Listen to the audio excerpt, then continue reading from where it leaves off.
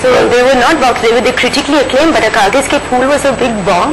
Right. So were all his films bombs? I don't know. No. Right. I mean, I don't know, but I know that they weren't box office hits. So I don't know. I just mean in terms of subject matter and in terms audacity. I think all stories have been made, and I think our cinema, maybe the makers are not conscious of their history or something as filmmakers, but we definitely were making more advanced films a few years ago. Until recently, again, there's been some kind of renaissance of interesting ideas. So when you were acting back in the day and you were doing all these scripts that made no sense to you, you know, like, how did you just get through it? Did you just go, okay, I'm cringing in it with this, I'm getting the money, I'm getting paid? Like, what was the reason? That kind of thing. And it was also, in those days, I think if you had like about 14 films on the floors, you were considered like to be averagely okay.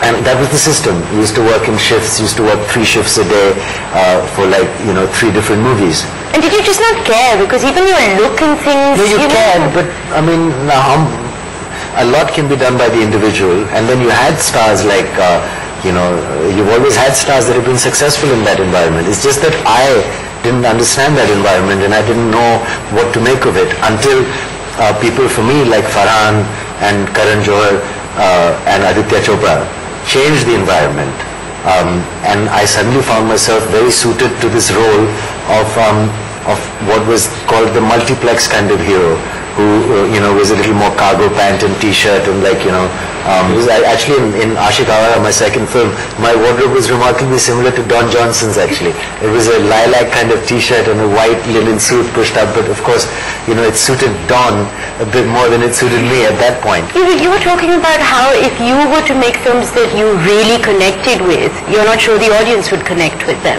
Yeah, I think a lot to do with what the environment you've grown up in.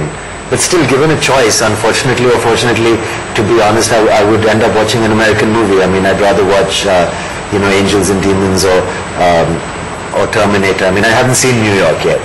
And if I did go and see it, it would probably be out of curiosity to see what my contemporaries are acting like, or, what kind of scripts are being written.